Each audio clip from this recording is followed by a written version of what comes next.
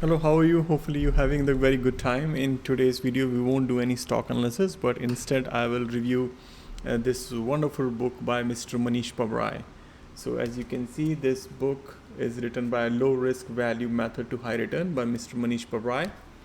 This book is not very heavy. It's just a light reading, 183 pages. And what I will do in this, so I will go over the Dhandho framework, which is not fully, but major points which I like to mention, and what's the key takeaway I got from this book. Okay, so if you are interested, feel free to stay. And okay, so who is Mr. Mohnish Pabrai? Mohnish is basically is a value investor, and he follows the Warren Buffett. If I see, he did his portfolio, the Pabrai portfolio or Pabrai funds, has 28% returns on from 1999 to 2006. That's what is mentioned here. You can read it, right? And basically this book is all about how we can identify the low risk and high value stocks, and it's provides some kind of a framework around that. So there are a couple of points in that framework, and I like to go over those points, and also my key I'll put my input as well, what I think good or not, or what can be better, right, from this perspective. Okay, so first of all, I think thanks for writing this book, Mr. Mohnish. If you're reading this is for sure is a wonderful book. This is a wonderful book, and somebody who is the value investor should basically must be on his bookshelf, right? So the first point he in the Dhandho framework, but before he explained first three chapters on what's Dhandho. Basically, he explained with the version, the business models, right, which is the Richard Branson, how when he started the airline, how he related the Dhandho framework from that. The Patel business, which is mostly the Patels who are owning the major motor business in US, how they started their journey, and he related to that his Dhandho framework. So so first three chapters or four chapters are related to that, and then he introduced the framework. So what is in this framework? So in this framework, he suggested that invest in the existing business. So what does it mean? So it means that the business which are already established, so it's all about minimizing your risk. So the same thing on the Warren Buffett philosophy, right? The two golden rules of investing. The first rule is don't lose your money, and the second rule is don't forget the rule number one, right? So that's the philosophy. Is if we have the well established business, this means he's saying that no to IPO, or no to the IPO business, right, which has recently come. So pretty much which has the long operating history, and it's been established, right? So that's what he's suggesting. The second point what he's suggesting in the framework is invest in a simple business. So what does it mean? So it's mean he also do point out that simplicity lies in the eyes of a beholder as well. So basically what I think he's trying to say is although in this book he says, okay, the business which is not too much complicated, right? For him, the Google business is complicated, so that's why he skip and he doesn't do the valuation for the Google business. But at the same time, like the simple business, basically, which don't change a lot, right? Which is the simple, like for example, Lowe's or Home Depot, right? These are the simple business, right, which doesn't interrupted by too much, for example, by technology and other, which it stays there. So that's what he's pointed out. But then also, as I mentioned, that simplicity lies in the eyes of the beholder, he also put that point as well. So it's all depend upon the person investors. The third thing which he mentioned is invest in the distressed industry. So what do you mean by distressed industry? For example, right now is the coronavirus time. We can easily relate this point to the airline industry, right? The whole industry, or the hospitality or the hotel industry, which is pretty much gone, right? Is been very suffered. But he's according to him, if the industry is distressed, this means it's already a bottom out. So it's a lot of opportunity for the value investor, because not the next thing is things to go up, right? So for sure need to properly look into it, but that's what his expected. But from the common person point of view, from the investor point of view, we need to be a little bit careful on that as well, right? That if maybe the industry is totally changing, right? I'm not, let's say for example is the car business, right? So we know the Tesla is going good because maybe the industry is moving towards the electronic car, to automation car. So that need to be, that's my 2 cents on that. But whoever is doing that kind of so it's a little bit of risk there, but need to be careful. Not just, okay, it's mentioned in the book, so we go and jump to buy that. So we have to do some of our due diligence. But that's what he pointed out in his framework.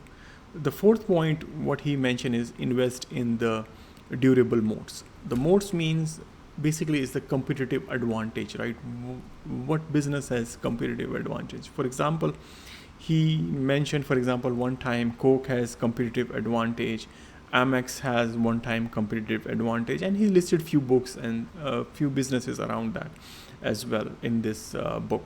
And so we can look around that. For example, if this business is doing well, does it has is any advantage? For example, if somebody is selling some juice, if other person is selling juice but it sells some more like organic or some kind of a juice, had some, so, and collects premium for that, and people are willing to pay that premium, so definitely it has certain modes. For sure, these durable modes, longer is better. So this means it's good for the growth, bottom line, but it has some end as well. But his main point is, and that's what I try to explain in the layman term, that invest in those durable modes. The fifth point, what he mentioned, is few bets, big bets and infrequent bets. So basically, when you investing and you are buying the business, or when you're betting something, make some infrequent or but where it has a high chances of growth. And then he explained the Warren Buffett Amex deal as well, when the Amex shares was way down, but that's not because of it's a core business, that's because of some oil crisis, and Mr. Buffett get a very good money out of it, and he did a very huge investments. So that's him. But from the common investor perspective point of view, that it's little bit careful, right? Because if we have a few bets, let's say if we have 1 or 2 stocks, this means we are not doing any diversifications benefits. What if that stocks and our bet goes down? So because we are not Warren Buffett, we are not Mr. Pabrai, so we need to be careful. So that's good, he mentioned that. And also maybe I'll create a video on him. I think he really stick to this, because if you look into his portfolio, the Pabrai funds has only 2 stocks in it. Yes, you heard right. So his only 2 stocks in it. So he's so damn sure about it, and he make a bet. And even if I look in my channel, I reviewed the Warren Buffett portfolio and Mr. Munger portfolio. Mr. Charlie Munger has 4 stocks. Warren Buffett has quite a lot of stocks. Ray Dalio has a huge list of stocks, right? But his portfolio, seems like whatever is right, he's been very transparent, and it's not just for the writing's sake. He's truly believe in that. So, but he is really making a good bet on it. So, okay. Another important point, and I think this is really, I truly believe on that point, is the margin of safety. And he's quoted, and he put the word always there, right? So whenever you go there, buy anything, buy and stock, make sure he mentioned that you have the margin of safety there. So sometime when I was when I do the stock valuation on my channel, even I'm using 3 models, but still I go ahead and put some margin of safety there, right, to ensure. Because look from this perspective, right, we don't have, if we have buy the stocks at the lower price, right, the good thing is, if everything other thing right is, it should go up. And if we have a very low, this means our margin, the growth is higher. But even if it goes down, right, and we have that margin of safety of the cushion, it should not go that low. It should bounce back. So that margin of safety, it will the another very important book written by Seth. I forget his name, but that's he also put a more focus on the margin of safety. The title is Margin and Safety as well. But I think you get my point. If you are watching my stock valuation, and also some of the YouTuber, right, put in the comment, do for sure the business, if it's doing over and over growth, is doing good. But if you cannot just go and jump and buy those stocks. Maybe my price of value something is, so that's why whenever I try to buy or do something, I'll put the price to see what is the intrinsic value, and if possible, and if I think there is some possibility of error, then in further. That's why the ratios or the input which I use in my model is pretty conservative. And also, if it's possible, if I need further, and I'll also put in addition the margin of safety. But for sure, every other person is different. But even at either you put on the input level, or either you put on the specific basis point level, the margin of safety for sure it will help, right? So that, okay. So the next point, which a little bit shocking to me, honestly, the number 7 point, is the invest in the copycats. Yes. Then I say, oh wow, why somebody wants to invest in the copycats, right? Then he said maybe because the new technology or new stuff is not going well. And he mentioned, I'm sorry, I'm reading his book as well. So some of the case studies, for example, Microsoft had a lot of copycats. If you open the book has 2-3 pages. Even his Pabrai investment funds, his fee structure, he simply says he just copies from the Warren Buffett structure, and that's a very good structure actually. So I'll try to highlight some of the McDonald's, because McDonald's also did some of the copycats. For example, the Ronald McDonald, right, who created this, is inspired by DC franchise in 1963. Fish o Filet was actually not developed by McDonald. It was developed by Connecticut franchisee in 1963 as well. Big Mac was developed by Pittsburgh franchisee. Egg Muffins was developed by Santa Barbara franchisee. Drive-thru was introduced by Arizona franchisee, and these are simply picked up by McDonald's, right? And Mighty Kids meal was lifted from Burger King in 2001. It was introduced, right? And there are so many in big chain as well for these companies, right? So that's what he says. So he said whenever there is a copycat, because they know it's already established and works, he just, why not just pick that rather than try to reinvent the wheel and have some risk there. So these are the main points, and from these books I like. Again, this is the low risk value methods to high return. Another couple of points which I like to make here, the references he made in end of the book is some of the website is not working, and the book is written a while back. I'm not sure, maybe 10 years back, maybe 2000 something, but still the book is very good. What you won't find like, okay, the very deep specific case, okay, what do this, or stock valuation. He hardly did one business valuation, and maybe the stock valuation, right? 1 or 2 cases there.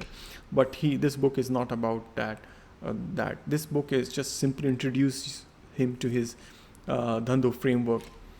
Many places he go to the probability, right? 80, 90, 70. He didn't explain how he come up with those probabilities. So it's clearly this book is written for the common person, or who doesn't have any background, and not from the quantitative or from the deep and down inside perspective.